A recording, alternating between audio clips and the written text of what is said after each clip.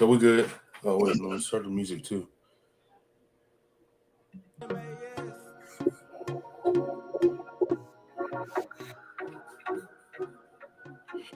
You might have to turn yours down a little bit. Okay. You hear the echo? Is that good? Well, are you looking at it on something else? You said what? I'm sorry. Are you looking at it on something else? Um, Like, do you have YouTube up or Twitch or? No, I have it on StreamYard. What's it?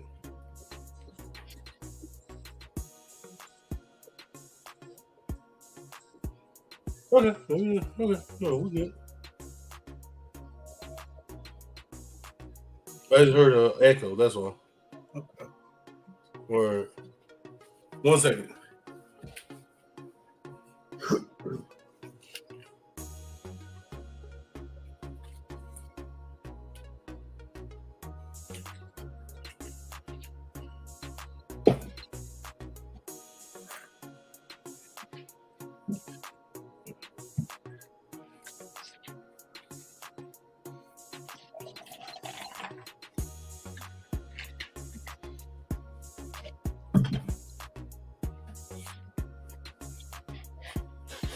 Oh.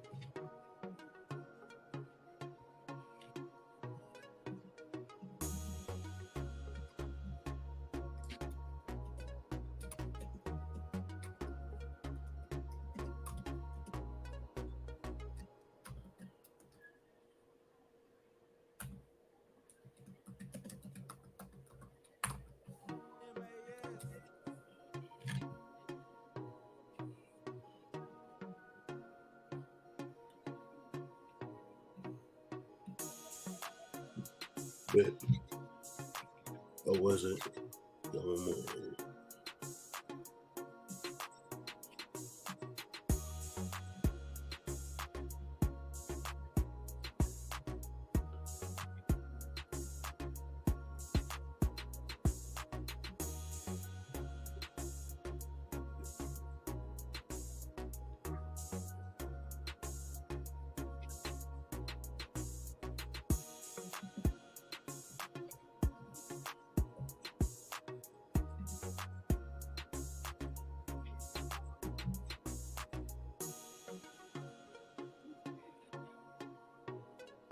Actually, let's see if I can do that. All right.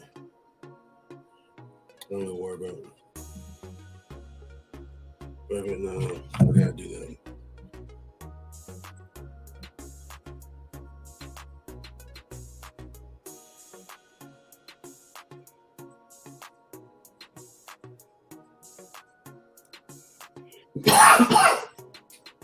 Excuse me, guys.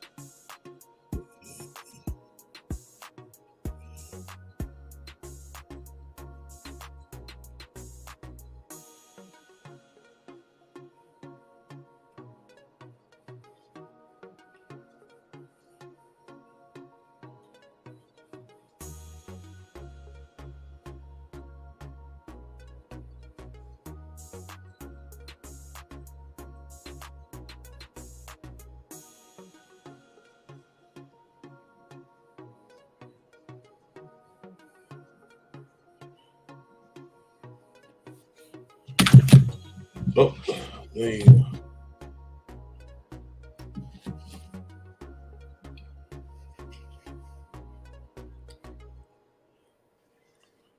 Oh, well, I guess I should start that one wrong because the music stopped.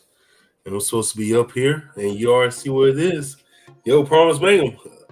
Another episode of Behind the Business. You already know what it is. Met this young brother down at Hoop It Up 3-on-3 basketball. We decided to do a NBA 2K tournament, a little tournament type deal, whatever. And very into esports. Very much into esports. Came with him. I came up to him. I was like, "Hey, man, what do you think about doing a semi-pro league?" And yeah, he was pretty interested. So really happy about that. I want you to introduce yourself, but we actually have another guest on here too, which is pretty awesome. But I want you to introduce yourself first, and then I will bring my other homeboy up here, Jeff, and things will be awesome. So go ahead, brother. Good. Sounds good. My name's Nigel Payne, aka Can't Feel Payne 3. Follow me on Instagram. Man, this is a good opportunity. I'm looking forward to getting this semi-pro thing going, and hopefully we can reach out and branch out to the 2K League. You never know. Maybe one of us, any of us, everybody. So yeah, looking forward to it. Love it. And if you don't know, the man, the myth, the legend, right under me, under Payne, it is my homeboy Jefferson from Dash City Gaming GG. Go ahead and let everybody know what is up with you, What's brother. up? Yo, what's up, guys? Jefferson here with Dash City Gaming. Appreciate you guys having me on. I don't know about a myth or a legend, but we're definitely out here trying to get it in, you know?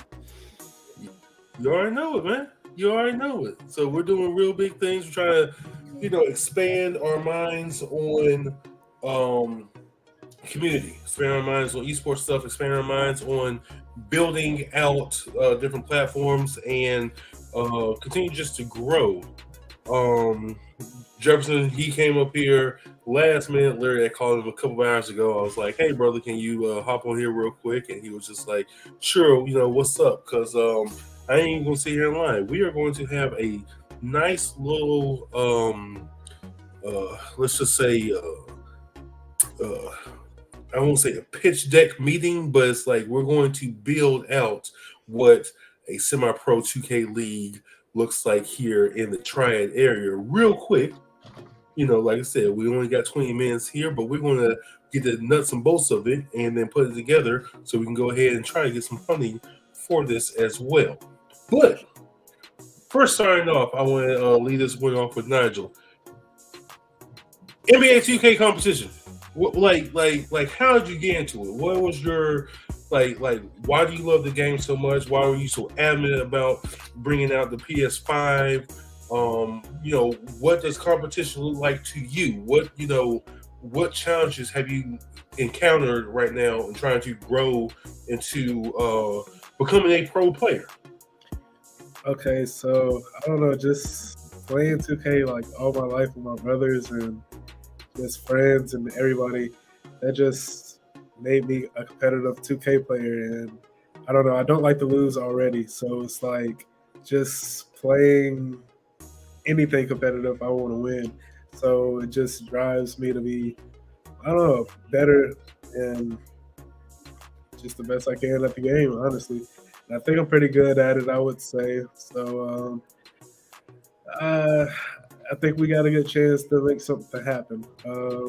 Shoot, as far as competitive, what's competitive to me, what I would say that looks like, I don't know, just like not giving up. I hate playing people that like quit like after you get like a 10-point lead maybe, or just maybe even a 5-point lead, and then give up the game when it's so much time left. And everything is just about being competitive. So if you want to compete, then just keep on trying. You never know what's going to happen. Gotcha. No, that makes sense.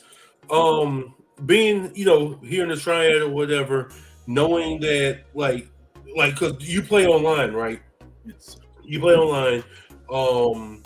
Like, have you ever tried to do any meetups? Like, have anybody had any meetup type deals, or have you played anybody online, whether it's locally, regionally, or maybe in the state?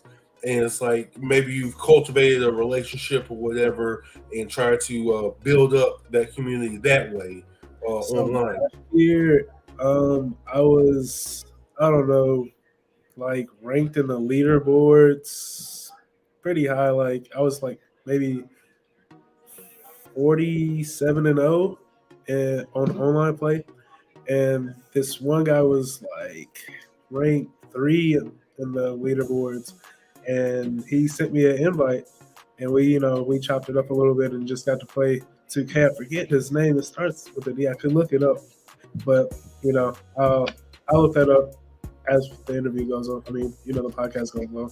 Yeah. But that was really my first time like thinking like, hey, maybe I'm pretty good. Like if a number 3 guy in the leaderboard, he's like, I don't know, 200 and something and I'm just like 40 something and he's reaching out to me about playing and just playing against each other and playing in my player.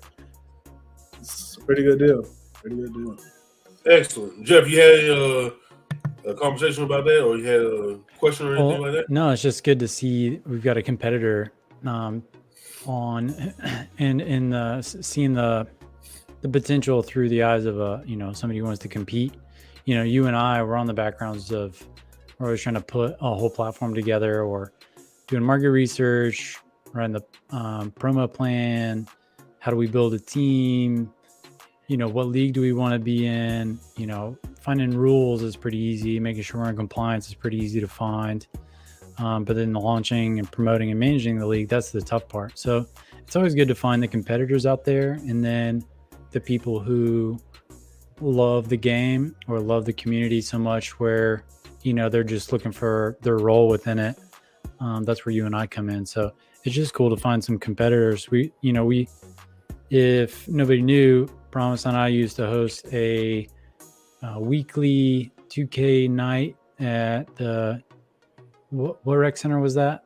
The Lee Davis Harris, right there on 14th Street. 14th Street Rec Center. Yeah, that's right. So we would just roll up with a couple setups and use the TV they there and bring a couple of our own TVs and just let the kids play and some of them are pretty good and usually like one would kind of run the table. We'd say like winner stays on unless there was a bunch, then we try to cycle through. But then one of the guys who worked for the rec center part-time, he comes in and he just is mopping everybody. And we're like, dude, where have you been? And he's like mopping so bad. And then he's like showing kids like, all right, here's how you use it. Like, here's how you do this move with this character. Here's how you do that move with that character. Here's the limitations. Here's the strengths of all the different characters when you build your teams. And I was like, man, where are you now? And he's like, oh man, I'm moving to Charlotte. And I was like, no, don't move to Charlotte. Like we need like 4 more of you here in Winston, and we could really put something together, like whether they're competitors and or coaches, so we can get some 2v2 teams or 3v3 or really try to build a competitive 5-set team here in Winston. Mm-hmm. But then we roll down to Charlotte and try to make some noise, or I've got some connections to the Washington DC NBA 2K team. One of the president of that team actually reviewed our business plan and gave us business feedback on when we're opening our gaming center here in Winston. So I can reach back out to him and be like, hey, we've got some talent that we want to do some scrimmages. We can always they try to scrim against each other, the pro teams, but who's to say we can't get a Winston-Salem team together or a triad team together and scrimmage some pro teams and be a stepping board for guys to get into pros. And then once that window shuts and like teams are set for the season, for the new 2K season, that's when we were talking about, hey, why don't we create like a pro-am league of our own and give guys a shot, give girls a shot. Like if they're good on the sticks, how do we put the spotlight on them? Give an opportunity to shine, an opportunity to compete, and figuring out what that takes to put that whole thing together. Which is, I made a quick list, which is market research, a business plan, assemble a team, use platforms, which is like your registration and management platform. We can adopt the established rules and regs. We can just straight up adopt that from the official 2K team. The funding's what Promise is going to allude to here in a bit. How do we go about that? Do we find sponsorship? Do we do it through other means like merch or player funding or crowdfunding or state funding? There's a few different like state grant, startup grant options that we might be exploring. And then we launch the league. And then what's it take to launch? Where do we manage the communication? Where do we do the promotion? Who's in charge of that? Like who can handle that? Who's got enough room on the plate to do this and that? And then we got to monitor and adjust, right? These teams are going to shuffle. Leadership's going to shuffle. People got real lives going on that they got to attend to, and they might not make it to the game. So what does that mean? Maybe we have like 6-person teams in case somebody can't make it. Or and then again, make sure we're in like legal and compliance. Like with Nintendo, they're notorious for the verbiage you can use around using their games for tournaments. Like they can't be a championship league or championship or league, or the tournaments can't last longer than 2 days or something. So we would just have to look at the terms and conditions of 2K and reach out to EA and be like, hey, we want to do a Pro-Am league at this scale. Here's what we're going for. Tell me what I can't do, basically. So that's kind of my 3 cents about it. And so it's just cool to meet competitors and find out, hey, do you guys actually want this? Like, do we need to put forth this effort into making this thing happen? Because that's 10, 15 hours a week to get it off the ground.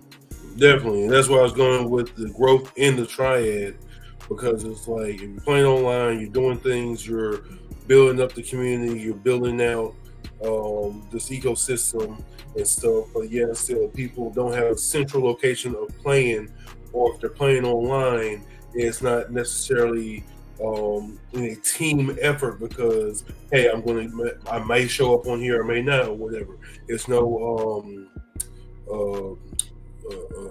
you don't have any skin in the game, right now. And I think that's what the challenge is making sure everybody has skin in the game. They want to compete. They want to, one up each other. They want to be a better competitor. And this is what I'm saying about Payne, because he was just like, yo, I'm trying to get here.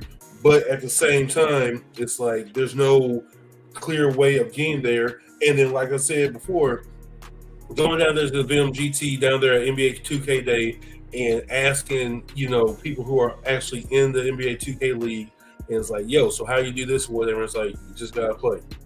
You just, and it's just kind of like a Wild Wild West type deal. It opened up my eyes of like, okay, so you got somebody who's really good at playing 2K, here. You got, a couple people around here, but it's like they may not be able to have the time to post on Instagram or post on Twitter or post, this stuff on YouTube, or, share videos on Twitch, be in the Discord. Is that a viable, somebody like me or Bankshot or whatever, is that something viable that somebody is being like, hey, I'm willing to pay, $25, $50 a month to know that, to ensure that my brand under Bankshot, Payne's brand under Bankshot is actually being seen by 2K, and then our ultimate goal is to get you to the league. That was my whole thought process on that. So, Payne, can you talk a little bit about that one first, if you know the way I explained it? Okay, so basically, hold on, 1 second. Okay, so growth as far as I just feel like we have to get more people. That's my thing with it, as far as like getting people that are serious, like you said. And I would definitely be interested in paying branding my name because I know what I want from it. So I just want to find some people that have the same kind of drive and things. So if that is paying $50 or doing merch to support the group or whatever it may be, I'm with it. I'm trying to get my streaming equipment actually going this year, really hopefully within the next month. So that's a big thing for me because you can be a good player, but if you don't expose your game, then what is that going to do, honestly, for you? So it's just like, I feel like it's wasting talent if we're not trying to push out, talent and people that we know can produce. Gotcha. Jeff, what you That's think great. Yeah, I like that. So really, we're the promises in your point. We got to find folks who are serious about playing and competing and want to try to get to the next level. And are they around here? Are there enough of them around here that will justify a league? Even if it is, at minimum, like a rec league, right? So like, hey, I'm signing up for a season. This is how much a normal season of basketball costs me at a rec league, but we're gonna do it on 2K. How long is a season, right? And then can we find those folks? Can we find these players and get y'all together? That's step number one, and then everything else is magic on top, I think, right? Because this is not a build a product or build a thing and they will come. This is, hey, you guys are already playing. How about we get a little bit more organized and play together, right? Like compete against each other and with each other, form some teams. And as the season shakes out, we kind of see who maybe we pick our all-stars, and then we have like an all-star season after that, and then it says like, hey, Charlotte Venom, we want to do some scrimmages, and if we can squeak out a W, that would be pretty sweet. But in terms of but ideally, the whole effort is to elevate everybody's personal brand and as part of like your own team, right? Because it's like a team name for the teams. I think of it like a trivia night. You might be just come up with something goofy. It's just, you're just going to have a name for the season, but you're under the league, which is going to be a constant, but your team is like whatever. But it's really to elevate the individual players as part of like, how they work as a team, and, to then find our all-star team and give those folks even more exposure. But yeah, I would think as a player, we would look at the cost of it as like a similar as playing like a rec league, and then my closest experience as an adult is like a kickball league or something like that, or like adult softball. I'm terrible at basketball, and I'm even worse on NBA 2K. So there's no shot, and I got to teach you a few things, man. Yeah. There you go. And then I guess my next question is like, do we do the pros? Do they all play on PlayStation, or is it Xbox, or what does everybody play on? Like, what is the standard? Like, do you want to answer that one? That question? Because, like I said, I think I understand the question, or I think I know the answer, but you're very more in tune with that. I think, don't quote me on it, but I think they do PlayStation and they do.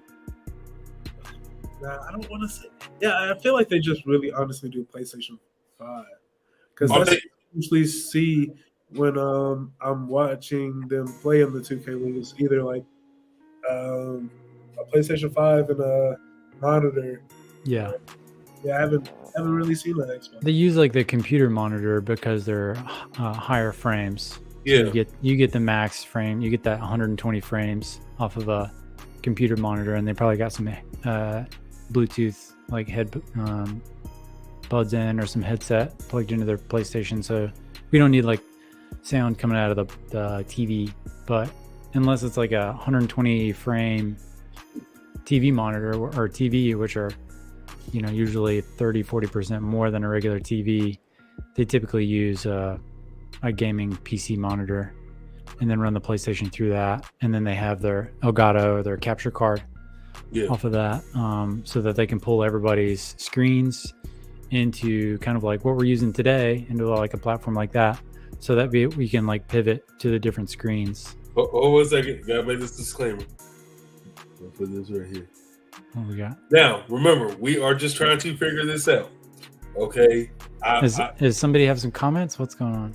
No, ain't no comments. Ain't no comments yet. I want to make this disclaimer while I make the little my micro content or whatever. We are trying to figure this out because we are not 100% 2K folk, but we're also trying to get into this. So that's just, if it's wrong, send us a message. If it's wrong, send us a DM. Yeah, light it up.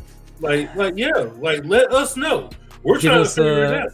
Give us the heat in the comments, right? Juice that algorithm. There you go. Good comments are bad. We want to hear it. That's right. Exposure. That is it. So, next question. Now, we talked about the 2K competition. We talked about growth. We talked about other games or how to build in the triad. Spitfire question. All-Star Weekend, NBA 2K. What do you think may or may not happen there? Do you think that is something that is... Did they do it last year? I feel like they did. Yeah, but it's like, is it a Payne, you watch regular streams all the time, right? As far as 2K League? Honestly, I just follow the 2K League on Instagram. So I see a few players that I like. I follow Beard 23 or something like that. He's from North Carolina, actually. Gotcha. And that's honestly the only really streamer that I follow. I just play, honestly. Does he play for the Does he play for yeah? Like, matter of fact, crazy story. I was over in Walkertown. Old boys, that's his cousin, who works there at the Walkertown Library. That he plays for them. Like, I can't say no names or whatever, but yeah, that's what, when you say he's from North Carolina or whatever, that's who it is. So it's a very tight knit community. It's a very tight knit type deal or whatever, and so that's why it's kind of so just amazes me when it's like you have the 2K League here, but it's like Wild Wild West to get into 2K League, and then once you're in there, like, you're very close knit type deal. But yeah, that's why I was also going back to the question of the All-Star Weekend having a big competition or whatever. Like, what are y'all thoughts on that happening or whatever? Because half of the NBA All-Star Weekend is just parties, the other half is just just showcasing, having a little midterm or whatever, if you want to call it like that, player talent, and people just having fun or whatever until it gets to the finals and stuff like that. Do you think that's going to get bigger now that the space is actually expanding out? I actually would excuse me, guys. Jeff to answer that one first, and then Payne. I imagine that they are going to expand on the NBA 2K for NBA All-Star Weekend. I don't know why they wouldn't. It is bringing fresh eyes into the sport, both live and 2K. So there's a ton of cross-pollination in terms of like sports management. And then it seems like a pretty clear have to for sponsorship activation to have a lot of the sponsors that sponsor both the 2K teams and the NBA teams or the arenas. So it's going to add a lot of value and underpriced attention in terms of sponsorship activation. So I don't know why they wouldn't do it unless the cost of getting players there and payouts exceeded what these team owners, franchise owner, sports management organizations are able to sell against. Because from their perspective, it's attention on their community and their brand and their brand building, and then they build, they garner enough fans and attention that then they can sell sponsorship against that attention like an ad, and then they use that to then reinvest back into the teams. So it almost seems like they have to. I mean, it's a huge win-win, but it seems like a must. I don't know why they wouldn't do more. I mean, they're already kind of going all in, spending millions of dollars, if not like $1 million per team to have a 2K in the league, just in terms of personnel cost and equipment, space, and support. You have to. I mean, they have to play that weekend, I would imagine.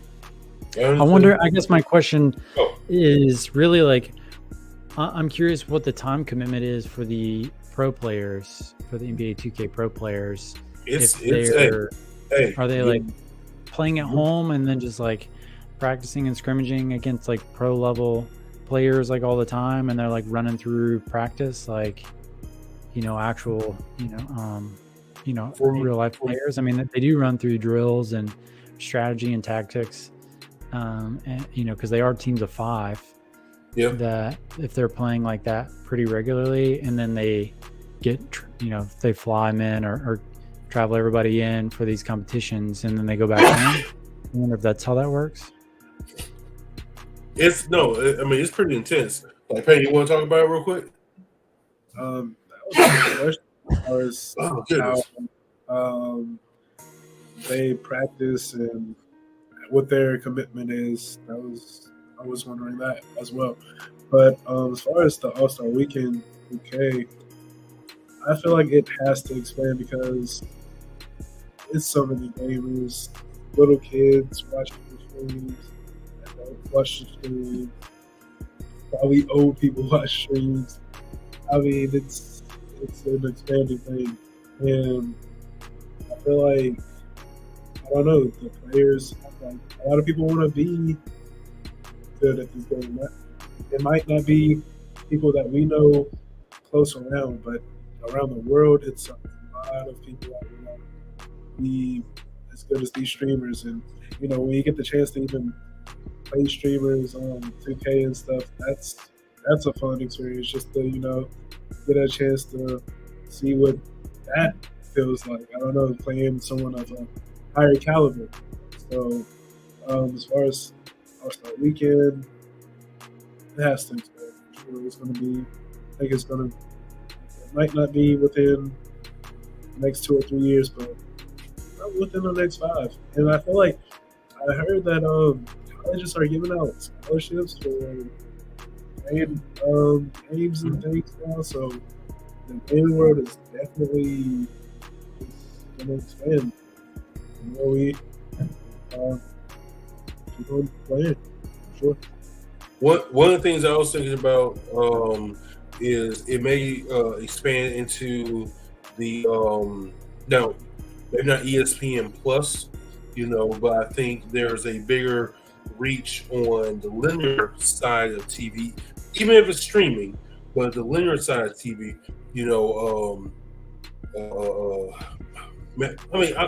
maybe ESPN Plus, but maybe a CBS, a Paramount network or a Paramount app, or something along those lines, of where people are about to buy broadcast rights for gaming services just to bring it out to a little bit of a bigger mass, because some people just don't want to watch stuff on the computer. Even though I know Twitch is on Amazon, the Fire Stick and stuff like that or whatever, but I think getting into an old school linear type deal is going to be another move to expand esports into a bigger arena. That's one of the things I was looking at, as far as like, you have you get broadcast rights for All-Star Weekend, but then it's like maybe the streaming stuff just for 2K, or just for some of these other games. Maybe they can get that on like a Paramount Plus or a Peacock, or any of these other streaming services that are closely resemble linear TV. So that's what my perspective is on All-Star Weekend and trying to build up audience as like Jeff was saying, going against the advertising to get that attention and go against those advertising dollars to really make sure that it builds up a bigger audience, a bigger brand, a bigger expense revenue generator like that. That's what I was thinking. So, yeah, that would be nice to definitely get some gaming back on ESPN. I remember they used to play Madden versus like the NFL players on ESPN. Like, it did. Who would have known? Like, maybe we can do that with NBA players because a lot of NBA players play 2K and stuff. So they did that during 2020. Right before they did the bubble. So it's like they're playing online, 2K and stuff, and it was just like, hey, we're just here doing that right now. So I'm thinking that trend will actually start to offset, or start to expand like that as well, especially into the linear TV type deal. So, Jeff, what you thinking? Or you just? I'm like, you guys have got my brain all in on NBA 2K and not me over here while you guys are talking about looking up all these pro stuff and looking up clips and subscribing to YouTube channels and Twitch feeds and all this other stuff. And we know the guys down in community, they doing, just to touch back on the scholarship side of things. We had, is it Carolina? They call it Carolina University. Carolina University, Winston-Salem. Down here, Winston. They had a 2K team until their coach left because he's on the pro team, I think, for the Minnesota Rocker. I don't know if the Rocker has a 2K team, but does Minneapolis have a 2K team? You talk about the anyway, yeah, he was awesome, and he was the coach of their. Yeah, so he was there, but then, also my mind was, and I was like looking up. I was at a family entertainment spot in town called Roar, grabbing some dinner with the family. I saw somebody walking through with a Dash City Gaming like sweatshirt on, and I was like, let's go.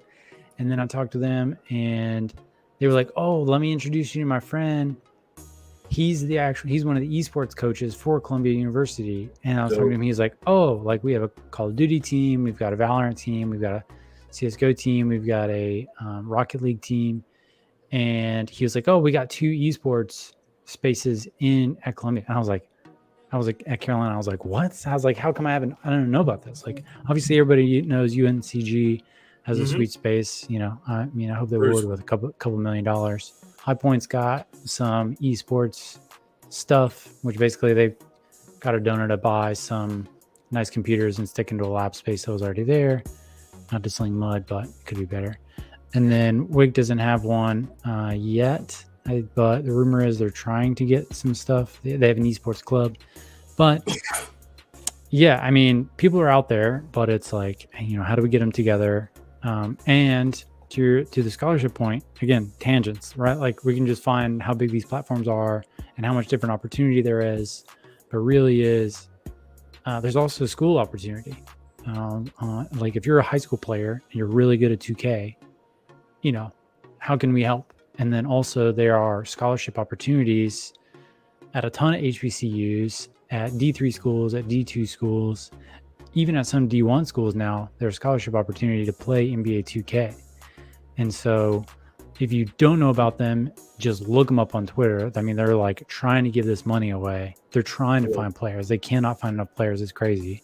And then community helps with some of those scholarships. And they were giving away like $50,000 in scholarship, and they couldn't get enough people to sign up for the tournament. And they were like, we can't give this money away. And so they were basically looking for our students from different HBCUs to compete, to represent their schools. And they were like, we'll open it up to 16 or 32 and we'll award like 10K to the top 5 if that's what we want to do. But they had like, they were putting up 50K to give away for scholarship money. And they only had like 13 guys sign up. I'm like, are you kidding me? Like, even if you're no good, like sign up, give it a shot, Like, I don't know, people I don't know, maybe don't want to have the label as a gamer, and Still a stigma. You're right. I don't I don't understand it. Like gaming is it does so much. Like it keeps people out of trouble. It just it keeps people out of trouble. That's the main thing for me. And it's like I don't know. I've always been a gamer, so I've never been embarrassed to say I love to play games. I'm 23 and I love to play games. I do, and shoot, I'm sure I'll like to play games more. I never even realized how much other people like to play games, as far as like people older than me, until like I started working in different jobs and things and talking to people, and a lot of people play the game. So I always thought maybe I don't know. I'll get over my gaming days, but I don't know. If you're a gamer, you're just a gamer, and that's all it is too. It's nothing to be ashamed about, embarrassed about, or anything. And I just wanted to say that about that. Hey, that was a really good segue to the final thoughts, because gaming keeps people out of trouble. That's a very powerful statement. Gaming keeps people out of trouble. Yeah, because we're about 10 minutes over right now of scheduled time that I thought. But yeah, no. Payne, final thoughts first, then Jeff, and then I'll finish it off. So Payne, what's up? Final thoughts is I want to say thank you, ATM Bankshot, for this podcast. Invite me to spread my knowledge of what I know about 2K and how I feel, my competitive spirit, and what we have planned to do later on this year, hopefully later on in our careers. We can make this a big thing, who knows. But one thing we are going to do is give it a shot. I'm looking forward to it. That's it. Jeff, what's up, brother? Yo, if you're tuned in at all and you know somebody who's really good at NBA 2K, please send them our way. Just for nothing, no other reason other than like, yo, we're trying to put together a league and we want to take your game to the next level. Whatever that looks like, if you got a niece, a nephew, a cousin, a brother, you're good. Let us know. We've got to know if you love NBA 2K and if you would love to see a 2K league, pro amateur league right here in the Triad. We need to hear about it. Blow up these comments. DM Promise at ATM Bankshot. Send him all the love, all the messages. We got to know about it. And I'm not joking. We want to help people get scholarships. We've got and there's nothing that comes to us. We want to help people get into school playing 2K. We want to put together a 2K league here. If you want to be a broadcaster, a streamer, a caster, a competitor, a coach, a league manager, a community manager, a sponsorship sales, whatever that you want to get involved, we need you involved. Please reach out. We cannot say it enough. That's what I'm talking about. Promise Mangum. Do it. Like 2 weeks ago, this did not even exist.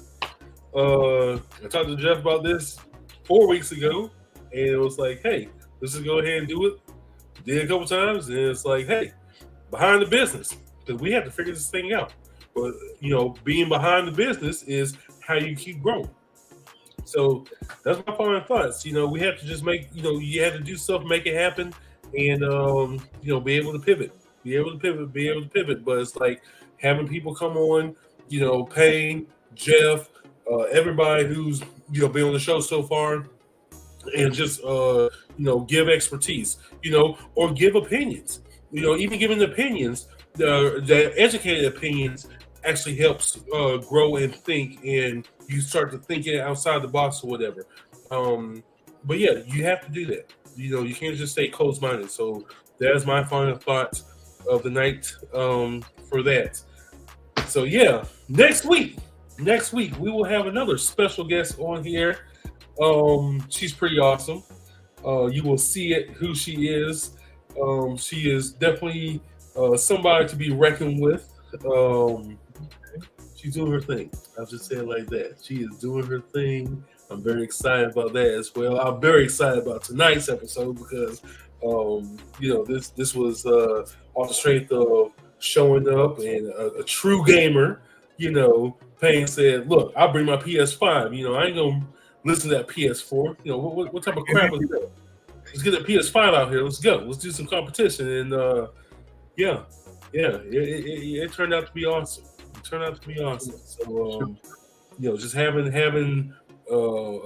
people really come through and not, like I said, not expressing their competitiveness or not knowing that they have a competitiveness in them like that.